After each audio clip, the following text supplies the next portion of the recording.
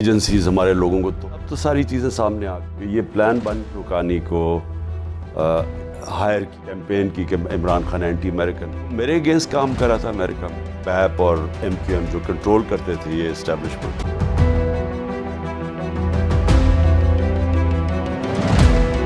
ایک بات جنرل باجوہ کہتے تھے ایک گراؤنڈ پہ ہو رہی تھی, ایجنسیز ہمارے لوگوں کو توڑ رہے تھے, لیکن جنرل باجوہ کہہ رہے تھے ہم نیوٹرل ہیں.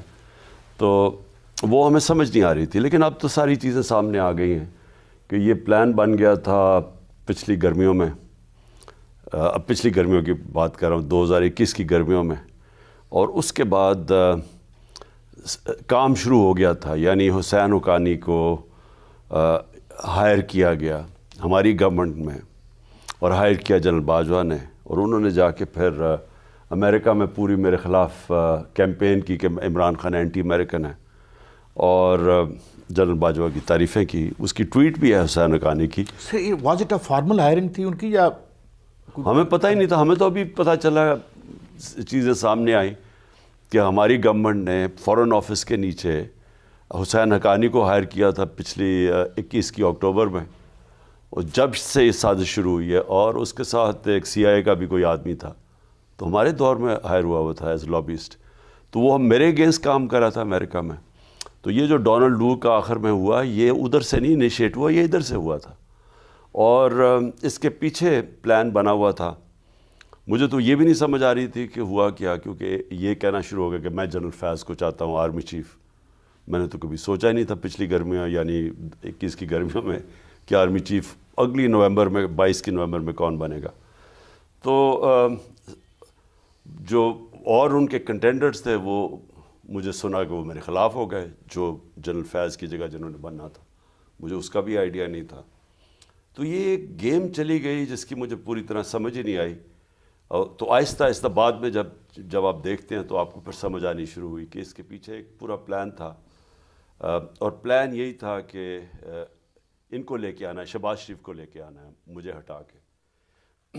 اور وہ پھر اب تو خیر واضح ہے کہ جو چیزیں سٹیپس لیے گئے وہ کیسے ہمارے وہ لوگ بیپ اور ایم کیو ایم جو کنٹرول کرتے تھے یہ اسٹیبلشمنٹ, ان کو کیسے وہاں دھکیلا گیا.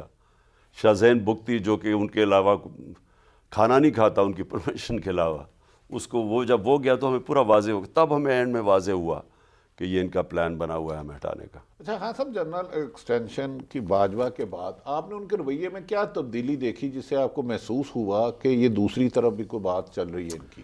دیکھیں, جب ایکسٹینشن ہو گئی نا, تو ایک جنرل باجوہ ایکسٹینشن سے پہلے تھے, ایک بعد میں تھے.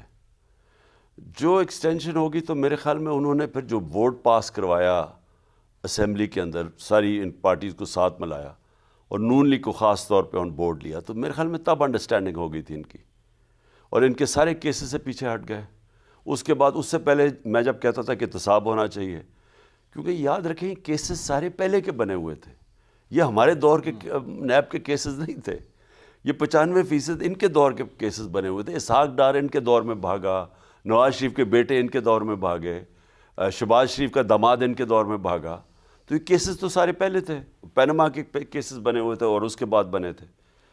تو ایک دم جنرل باجوہ شروع ہو گیا کہنا کہ جی دیکھیں معیشت کو ٹھیک کریں اور احتساب بھول جائیں, اور NRO کی باتیں شروع ہو گئیں کہ جی یہ چھوڑیں, یہ آپ کیوں پڑے ہوئے ہیں, کیونکہ انہوں سمجھوتا ادھر ہو گیا تھا. ان کا سمجھوتا یہ تھا کہ کیسز سے پیچھے ہٹے. اچھا ہاں صاحب, گزارش یہ ہے کہ آپ تو اقتدار میں تھے, تو آپ کو اس وقت محسوس نہیں ہوا کہ اپوزیشن اس کو جنرل باجوہ صاحب کو کیوں ووٹ دے رہی ہے؟ آخر انہوں نے بھی تو کوئی ڈیل کی ہوگی نا. ہاں, یعنی سوچا تو صحیح تھا کہ یہ کیا ہوا کہ ساری اپوزیشن مل گئی. لیکن میں آپ کو بتاؤں, میں جنرل باجوہ کو ٹرسٹ کرتا رہا.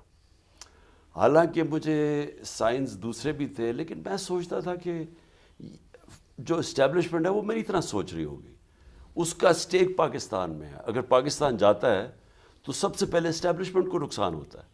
اگر کرپشن سے ملک بیٹھتا ہے تو اسٹیبلشمنٹ کو وہی درد ہوگی جو مجھے ہے کرپشن کی جنگ کے خلاف, کیونکہ ان لوگوں کے تو پیسے باہر پڑے ہیں, ان کے اسٹیکس باہر ہیں, ان کے گھر باہر ہیں, ان کے علاج باہر ہیں, ان کے بچے باہر ہیں, ان کا سب کچھ باہر ہے.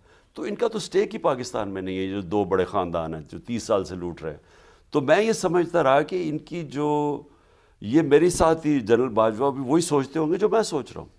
تو وہ کبھی اس کے خلاف گئے نہیں.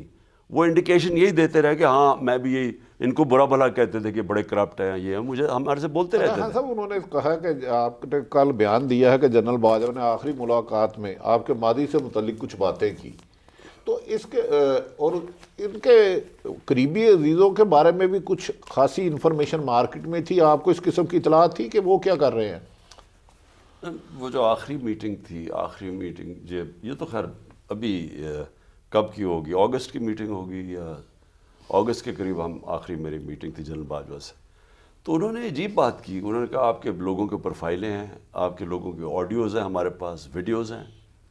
اور مجھے کہتے کہ آپ بھی پلے بوائے تھے. میں نے کہا میں تھا. میں نے تو کبھی نہیں کہا کہ میں کوئی فرشتہ تھا. میں تو ایک گناہ گار آدمی تھا. تو اللہ کا قرآن میں وہ کہتا ہے میں جب چاہوں کسی کو سیدھے راستے پہ لے گیا ہوں، رحمان اور رحیم ہے. لیکن میں نے سوال کیا، میں نے کہا کیا ہماری ایجنسیز کا یہ کام ہے کہ لوگوں کی بلیک میل کرنے کے لیے ان کے اوپر فائلیں بنائے جائیں تاکہ ان کو کنٹرول کر سکیں؟ تو یہ ایجنسیز اس لیے قوم پیسے خرچ کرتی ہے کہ ملک کی دفاع ہو رہی ہے. تو تب بھی میں سمجھا کہ دیکھیں ان کا جو سوچ ہے نا وہ ایک ہمیں ہٹانے کے لیے جیسے ہمیں ہٹایا، اس کے بعد جب انہوں نے دیکھا کہ پبلک ان لوگوں کو مسترد کر گیا. میرے ساتھ پبلک اس لیے آئی کہ ان تینوں کی شکلیں دیکھ کے تو لوگوں کے اندر ایک غصہ آیا. لوگ جان گئے تھے ان لوگوں کو. تو اس وجہ سے ہماری اتنی مقبولیت ہونی شروع ہو گئی. تو جب جنرل باجوہ کو بھی یہ پتہ چلا تو ان کو ریورس کر لینی چاہیے تھی. جو مجھے حیرت ہوئی کہ انہوں نے اسی پالیسی پہ چلتے رہے اور بجائے یہ کہ چینج کریں انہوں نے سختیاں کی. انہوں نے وہ قسم کا ظلم کیا جو اعظم سواتی سے کیا، جو شہباز گل سے کیا، جو صحافیوں سے کیا، جو ارشد شریف سے کیا. اور میرے اوپر کیسز ہر روز بننے شروع ہو گئے. اور یہ پھر آڈیوز نکلنی شروع ہو گئی. اور یہ آڈیوز تو یہ اب کس کے پرائم منسٹر کی سیکیور لائن کی کون ٹیپ کر رہا تھا؟ یہ آفیشل سیکرٹس ایکٹس کے خلاف ہے. میری اعظم خان کے ساتھ آڈیو نکل آئی، وہ تو ہمیں صرف ISI کر سکتی تھی. تو یہ شروع ہو گئے کام. یعنی حیرت یہ ہے کہ بجائے آپ چوروں کے خلاف کھڑے ہوں اور عوام کھڑی ہے جدھر، آپ اس پارٹی کے خلاف کھڑے ہو گئے جس کے سارا ماضی ان کے مقابلے میں ایک سٹرگل تھی ان کرپشن کے خلاف. ان کو ختم کرنے کی، سب سے بڑی پارٹی کو ختم کرنے کی کوشش کی. اچھا خان صاحب یہ فرمائیے کہ ہمارے بڈی صاحب کی بھی خبر تھی کہ جو RTS بیٹھا تھا وہ آپ کے خلاف بیٹھا تھا، جو اب ہمیں خبریں ملتی ہیں. تو شروع سے ہی اسکیپٹیکل تھے. They didn't want you to ایک بہت با اختیار PM کے طور پر یہاں دیکھنا ممکن نہیں تھا. دیکھیں میں اب جب دیکھتا ہوں نا ماضی میں تو اب تو مجھے یہ واضح ہوتا ہے کہ یہ کبھی بھی یہ جنرل باجوہ کی جو باجوہ ڈاکٹرن ہے کہ وہ کوئی اتنا تکڑا نہ ہو جائے کہ اس کو وہ کنٹرول نہ ہو سکے. تو یہ جو سندھ کے اندر جو پیپلز پارٹی کو کھلا ہاتھ دیا گیا، میں جب وہاں گیا تو چیف سیکرٹری تھے، میں جب کیمپین کرنے گیا 2018 میں، تو اس نے کہا جی یہاں تو سارا ٹوٹل کنٹرول کیئر ٹیکر کے ہوتے ہوئے ٹوٹل پیپلز